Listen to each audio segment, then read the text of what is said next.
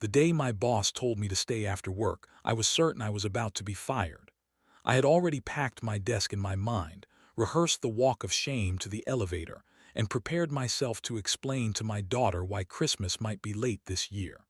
What I didn't know, what I couldn't possibly imagine, was that this moment would become the turning point of my life. By the end of that night, my boss would no longer be just my boss. He would become the reason I survived, the reason I healed, and the reason I finally believed that kindness still existed in the workplace. If you've ever smiled at coworkers while your life was quietly falling apart, then you already understand the kind of exhaustion that no amount of sleep can fix.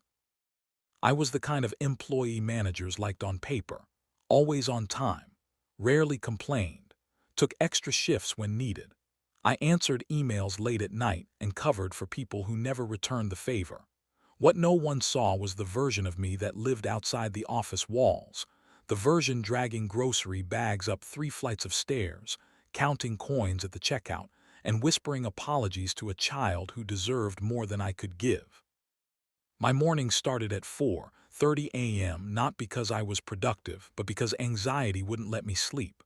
I'd sit at the edge of my bed staring at the wall, calculating bills in my head like a cruel math problem with no correct answer. Rent, utilities, school lunches, medical debt. There was always one number that didn't fit, one bill that had to wait, one sacrifice that hurt more than the last.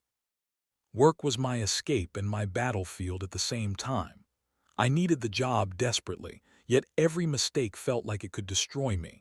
When I missed a deadline by an hour or forgot to attach a file, my chest would tighten. I wasn't just afraid of disappointing my boss, I was afraid of losing the thin thread holding my life together.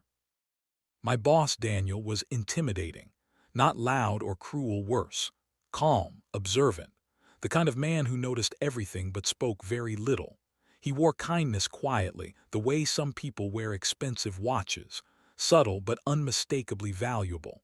I respected him, but I also feared him because men like that don't miss patterns, and my life had become one long pattern of exhaustion. Then things started slipping. I was late one morning, then another. My performance reviews, once glowing, turned cautious. "You seem distracted," Daniel said once gently. I laughed it off. Everyone has off weeks, right? But weeks became months. My hands shook during meetings. I forgot words mid-sentence. I started making mistakes I'd never made before. The worst day came when I missed a critical client call. I had taken my daughter to the emergency room the night before for an asthma attack and hadn't slept at all. I sat in the hospital bathroom, staring at my phone, watching missed calls stack up like evidence against me. When I returned to work the next day, Daniel asked me to stay late. That was it, I thought. This is where it ends. As the office emptied and the lights dimmed, I sat across from him, heart pounding so loudly I was sure he could hear it. I was ready to beg, ready to apologize, ready to lose everything. Instead, he did something unexpected. He closed the door not to fire me, but to listen. And when he asked, "What's really going on?" something inside me broke open.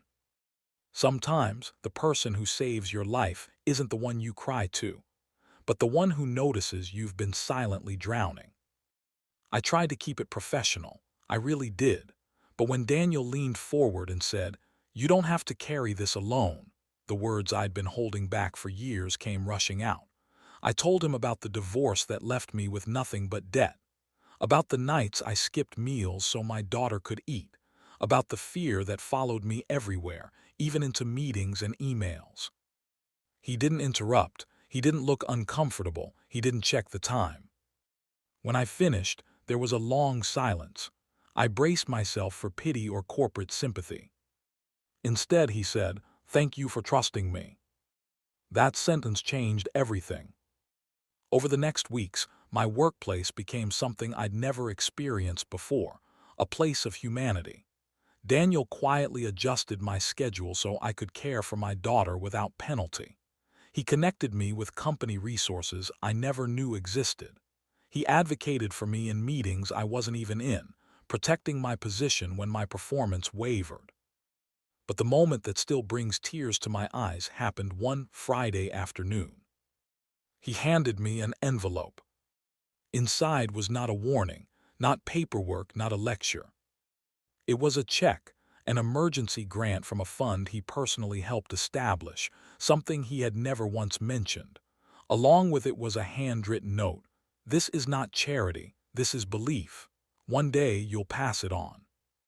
I cried in my car for an hour. That kindness didn't just solve a problem, it restored my dignity.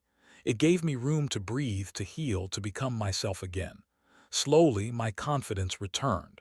My work improved. I stopped surviving and started living. Years later, I'm still at that company. I've been promoted. I mentor new employees, especially the ones who remind me of myself, quiet, overworked, afraid to ask for help. Daniel is still my boss, but more than that, he's my reminder that leadership isn't about power, it's about presence. We rarely talk about that first conversation anymore.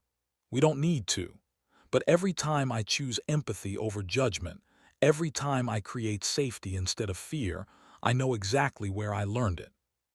Kindness in the workplace didn't just change my career. It saved my life. And if you're watching this, feeling unseen, overwhelmed, or one bad day away from breaking, please remember this. Sometimes help comes from the most unexpected places. And sometimes all it takes is one person choosing compassion to become someone else's guardian angel.